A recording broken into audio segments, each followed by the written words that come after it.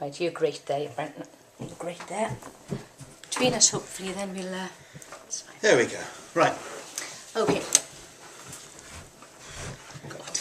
Okay. Right. God. Right. Okay. Here's my friend Chris. Hello, Nigel. Right. Go over, you do it out of the camera. Yeah. Okay. Only got... Right. There we are. Right. Right, okay. I'll look into the camera, Nigel. I'm not looking at you. Right. Right. Okay. I thought you were going to ask me first. Okay. Yes. Good idea. Yeah. Right. Action.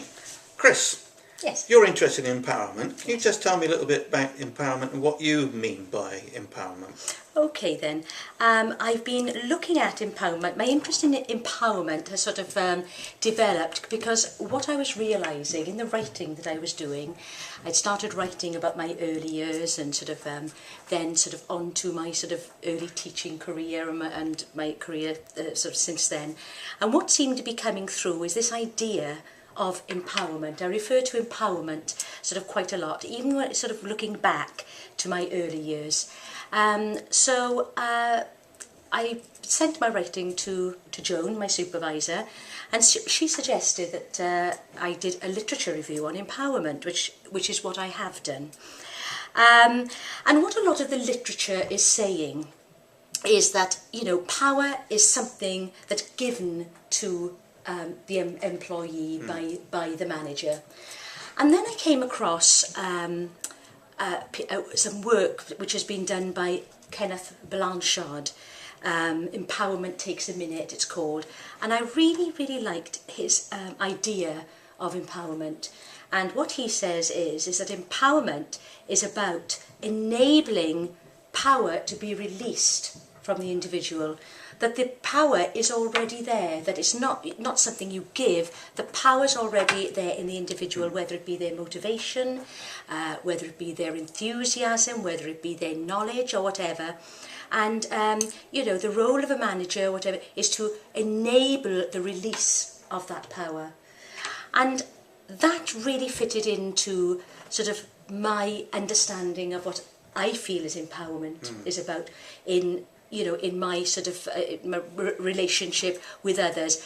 When I think of my relationship with my team, when I think of my relationship with, people previously, when I was a Senko for 6 years, I was, responsible for 7 teaching assistants. And that's very much what I used to do, is to sort of identify the sort of various skills that there was in the team and really encourage, be there as an enabler and encourager to sort of help to release those talents that the different teaching assistants had. And I was I've always been sort of very mindful of doing that. And that is sort of my perception then of empowerment. And this is something now I want to do with the SEN team as well, is, you know, there's fantastic skills in the team, knowledge within the team, you know, between them all, it's fantastic in the motivation, enthusiasm, knowledge to do a good job. And I just want to release that talent that we've got within the team and encourage the release of that talent. Yeah.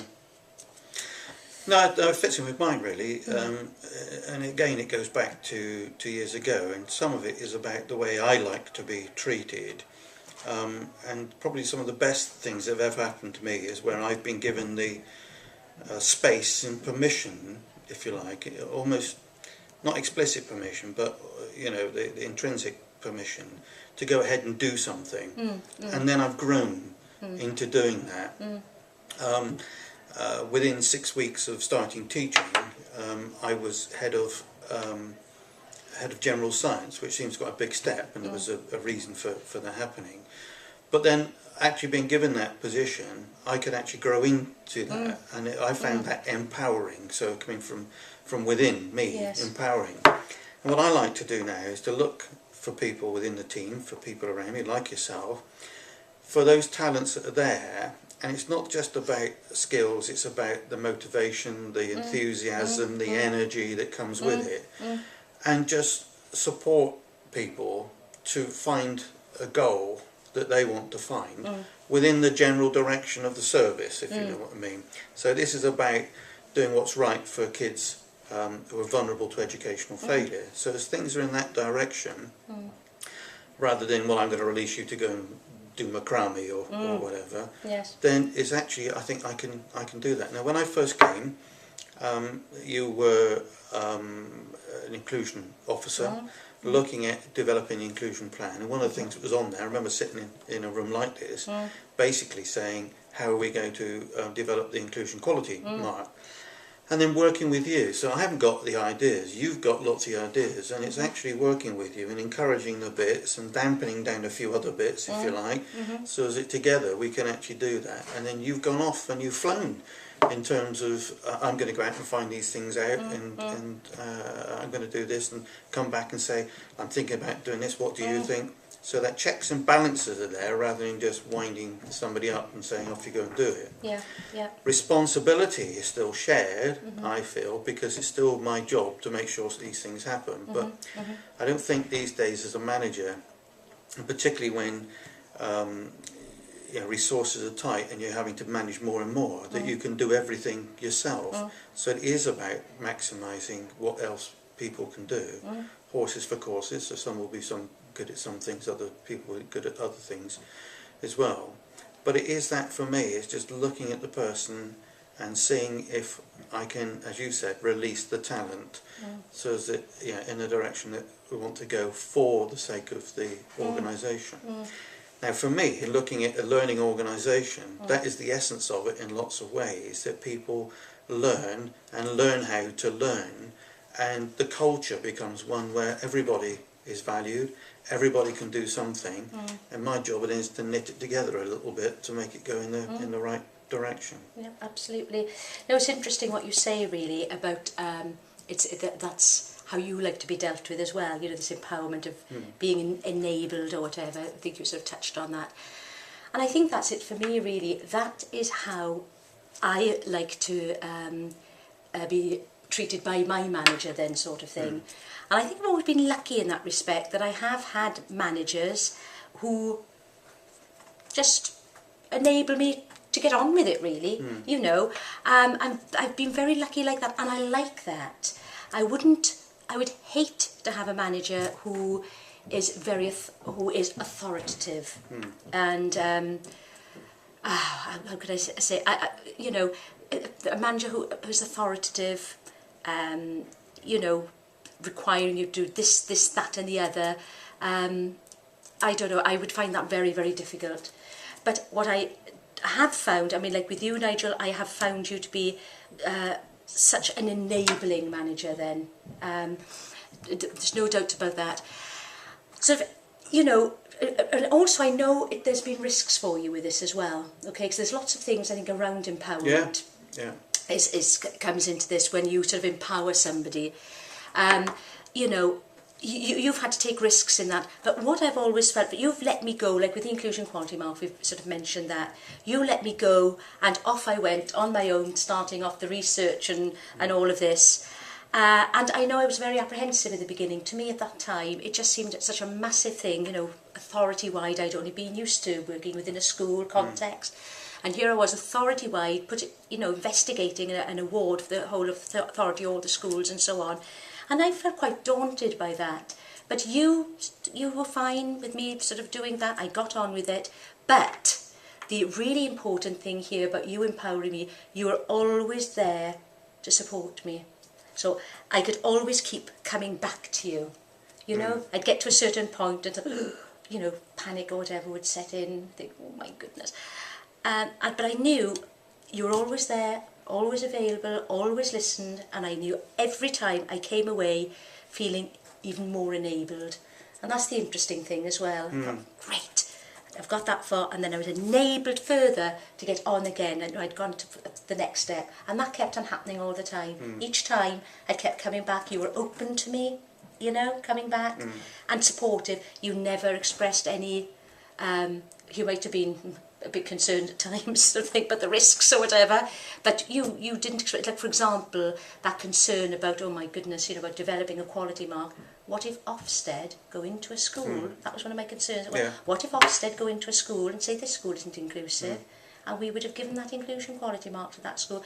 I was hugely concerned about that. We talked about it, but you took it on board, and that was a huge risk for you, because if that had occurred, that sort of thing had occurred, you know, questions could be asked, whatever. No, you took that on, so whoop, off I went again. I was happy then. My concerns had been addressed. I was able to talk to you, and off I went again on to the next stage. And that's the way it always has been with you, and the way that you have empowered. You've enabled me, but you are always there to offer that support.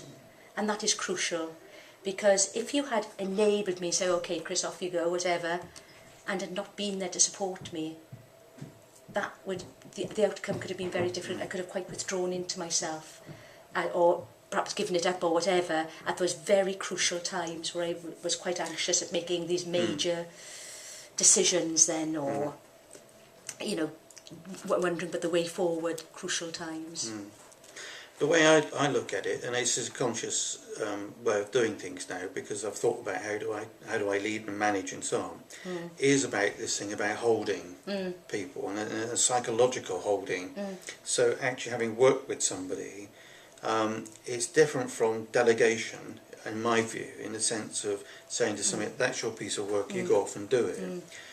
The bit I think is, yes, you can go off and do it, but I'm monitoring all the time. You might not think I am, and sometimes I'm not, but most of the time I'm sussing out, is Chris, is you know, whoever is doing it, are they doing okay? Am I picking up tensions? Am I picking up anxieties? Am I picking up overconfidence?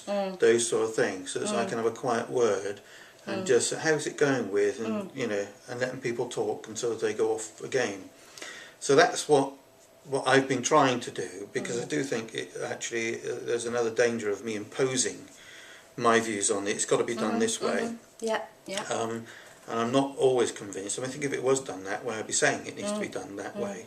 But that most of the time it can work out by holding people through that. I think the other thing is about a risk taking. I think I'm pretty good at calculating risks. And that for me is not necessarily a logical exercise and saying, you know, 1 + 2 = 3, but actually you also have to suss out the confidence, the trust, and there are certainly people that I can empower and enable because they allow me to empower and enable, and that's what you do.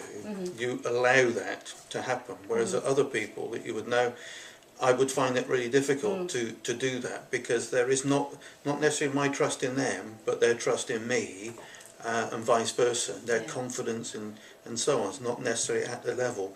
So I think there is certainly, from a management point of view, a level where you can actually say, yes, I can empower or I can enable someone to do it, but they've also got to be in a position where they can be empowered and be enabled. Yes, yes. So it's not simple of anyone in the team can do this. Yes. And again, it's a horses for courses, because I think everybody can be, but to do exactly what, to what extent as well. Now, if you took your team, without mentioning any names, there's some people there that you feel, actually, if I gave them that piece of work and I supported them through it, they could do it. Other people, you think, I can't give them the same piece of work to do that, but a different little piece of work, they could do that. And it's gradually nudging people to do that. The one that couldn't do it, to start with, may, in a 12 months or so, feel more confident about doing absolutely, that. But it is, you know, I think there is something about the person that you're enabling. There's factors there that make it easier for a manager or leader to enable or empower.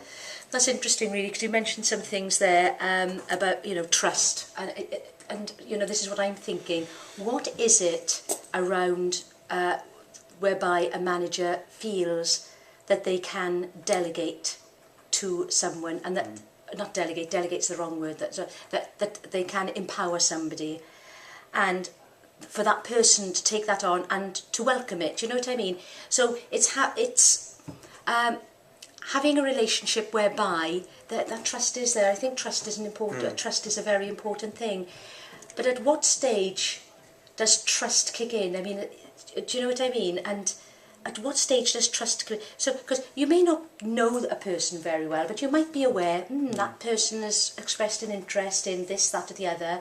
Oh, perhaps it could be great if that person could do a piece of work. So you enable that person to do it, and then you support that person to do it.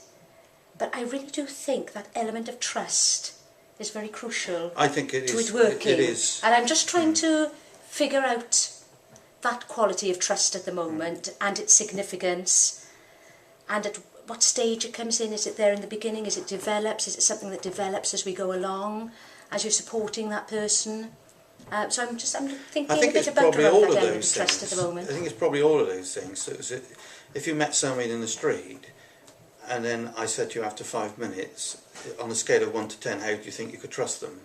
I think there would be something there to say 8 out of 10, because they look trustworthy, because the body language, because there's few words of actually, giving that trust.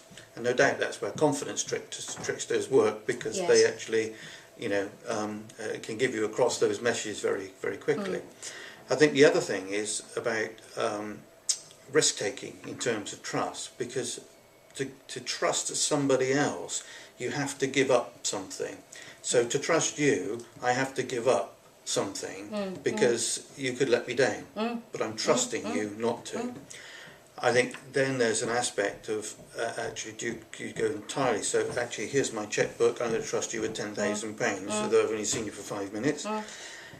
Or do you actually say, well, there's £10, because I can afford to lose £10 if you don't come back, and so my trust in you would have gone, but I haven't lost an awful lot. So again, it's probably a gradual process where actually you're trusting people with little things, and they can't do much harm until you get to a point where they're actually saying, they've never let me down, and you've never let me down. So you've never let me down, therefore I can trust you more and more to do these things. It's something that develops over time, isn't it, And I think it's part of that process of empowerment, which we've sort of just talked about really, is you enable somebody to do something, you give that support throughout, so that person can keep on coming back, feel secure again, and can move on. And as you say, then it's over time really that trust then develops between that person. I think what's going to remind me in a moment is, what is it about you that makes me feel that I can trust you, and vice versa?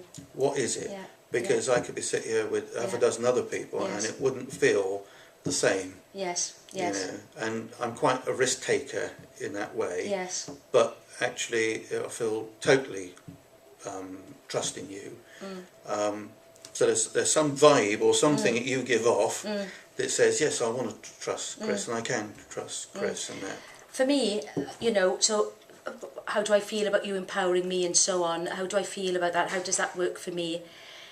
For me, what comes into it as well, like in the beginning when I didn't know you very well, and I started feeling a bit insecure perhaps with what I was doing, and I'd come back to you, I didn't know how you were going to respond. I didn't know, you'd think, oh God, she's daft, she's a bit whatever, and start withdrawing withdrawing the project away from me or whatever, you know what I mean, which I would have known, and which I would have thought, oh my goodness, he's not confident of me here, or he's not trusting or whatever. So it's that, but every time I've come to you, you've been open, and you have shown a lot of confidence in what I'm doing. Whether you felt that or not, I don't know, but you've certainly imparted that, and that has given me the confidence then to go on. You have given me that confidence to move on to the next step, and that's really important, isn't it? You as an empowerer then, an enabler, it's very, very important. You have demonstrated sort of those qualities to me, and also for me, getting that trust in you, because sometimes when you do lack confidence, when you're undertaking a project, sometimes you ask some daft questions. I mean, I've asked some daft things, you know. I feel I've asked some daft things, and I've thought, oh my God, he's going to think I'm a bit daft, you know, a bit daft, you know, not being able to sort of think through this situation. But you've never shown that. You might have thought I'm a bit daft. No, I never thought that. No, but you I don't think like that about anybody really, because I think that's, from my perspective, that you know, and I think it comes from where I've come from in some ways. That again, leaving school without any qualifications. That actually, there's a lot of people out there who are bright and not necessarily qualified, or all those things, and they've got a perfect right. I'm absolutely amazed and delighted at times when I see people asking really cutting questions, and because they're just so honest about it, you know. Whereas a lot of people try and ask, you know, clever questions, because they know the blooming answers anyway. And so I'm always delighted when you get that. I've always thought that actually, you know, from my point of view, you know, if I ask a stupid question, I'm going to remain stupid for 2 minutes. If I don't ask the question, then I'm going to be stupid for the rest of my life. Yes. You know. So actually, we all do that. I think it's part and parcel. It's an honest way of doing it as well. I think so. And that goes to, you know, the heart of my inclusive way of being in some way. I hope I'm inclusive. That actually I treat everybody, can't say equally, but I value everybody in the contributions that they can make. So that's really important that way. No, because I felt that, cause, you know, it's over time you develop this trust, isn't it? As I say, you know, talking about, you know, asking daft questions. I've always felt then, because of your response to me, that I can continue to ask daft questions, you know, that I consider daft questions, because I know that you will respond with your opinion or whatever, and I've never ever been made to feel daft or anything like that. So there again, that gives you the confidence then. So therefore, what's happening along this empowerment thing is that the confidence is building up. There's an openness in the relationship building up, that you feel you can talk about things, and you know you're not going to be looked upon as being silly, and the trust develops then over time. So I think there's some factors there along with, you know, when you empower somebody. I think this thing about confidence is really interesting, and you know, at some point I'd like to look into it more. Is how does, because you've mentioned several times, you give me confidence. How do I give you confidence, or do I actually pull the confidence out that was there, which is again sort of two sides of empowerment.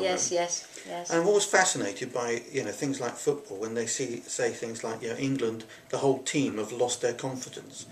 That seems really strange. That, you know, people can lose, a team can lose their confidence. And you can see sometimes that individuals can lose their confidence.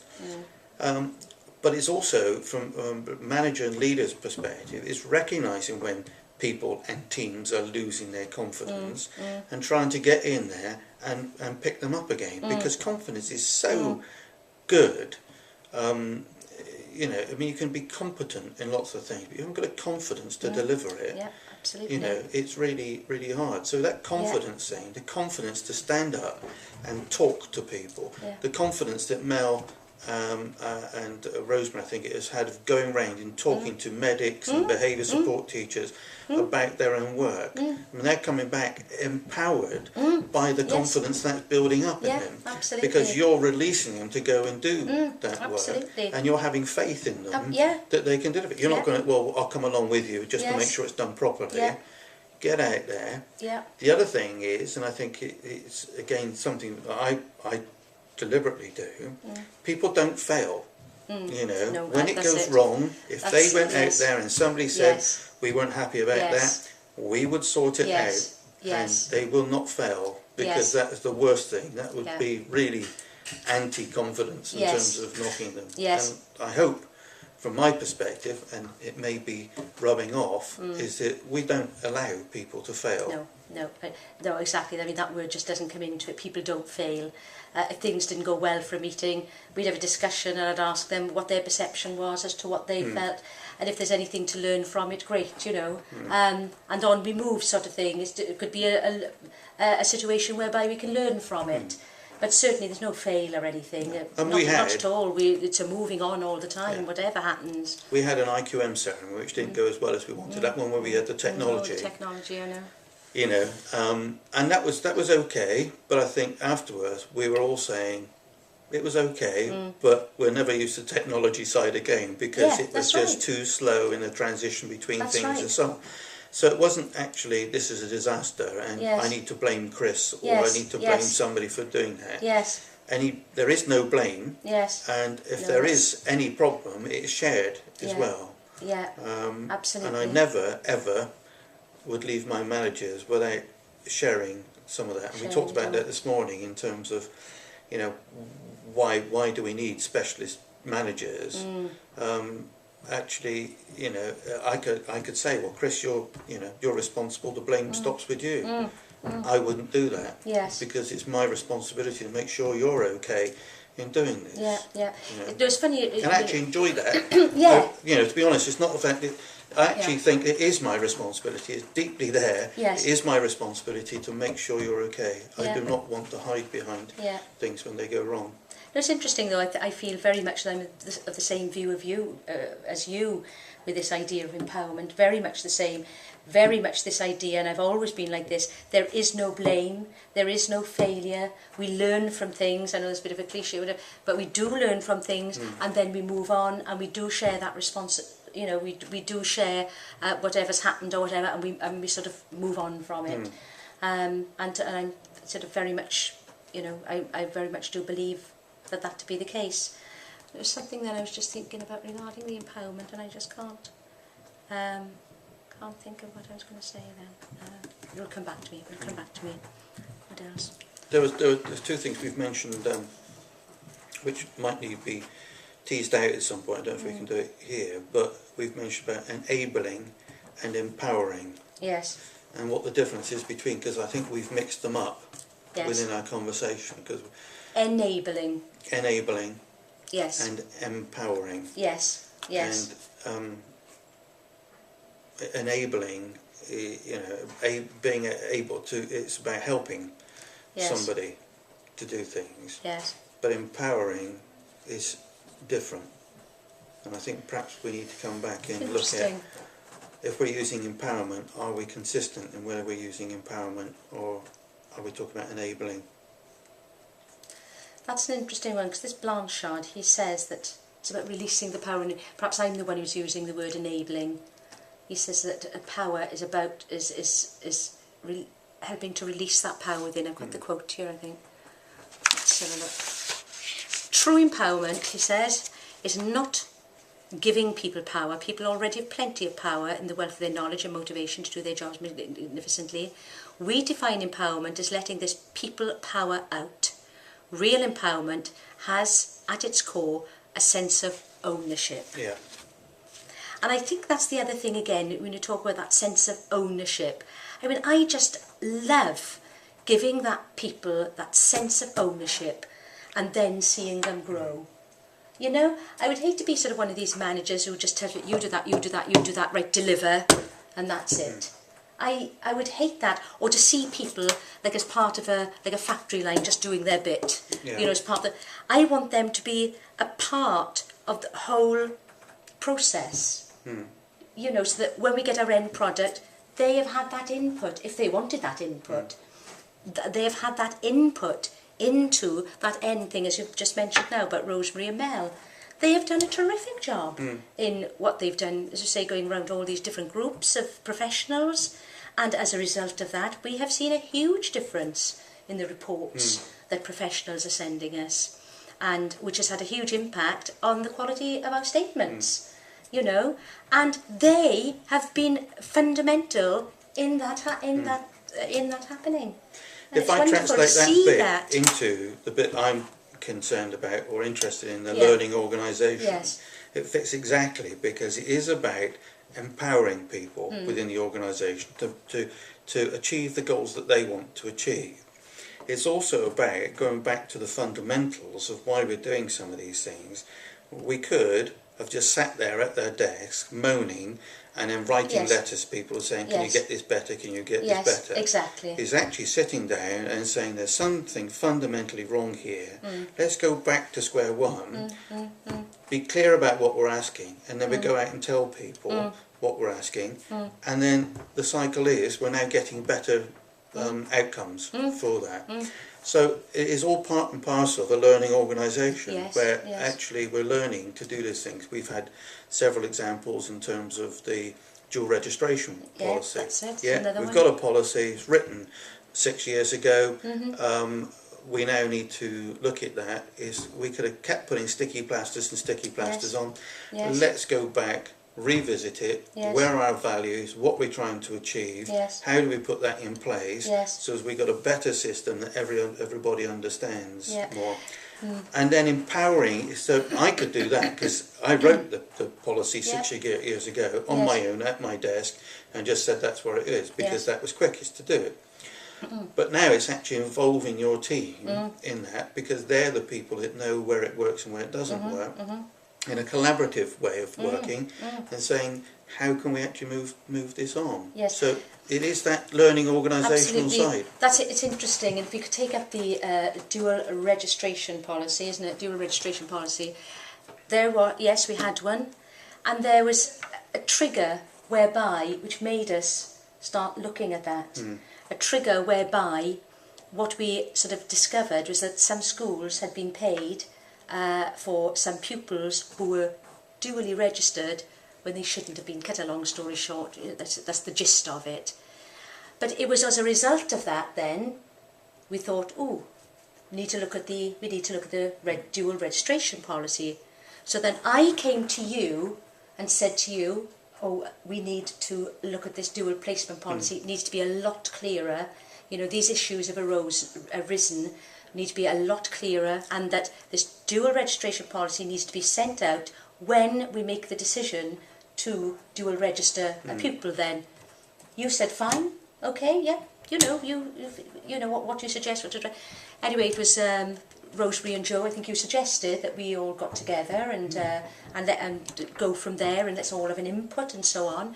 And then it went from there, but you made that happen. You sort of enabled that situation to happen. I'll use that word enable for now. You enabled that situation, and I sort of enabled the team as well for it to happen, and sort of encouraged that sort of. And they both, both enjoyed being a part of that. And now we have a dual registration policy, which we're all pleased with. Yeah.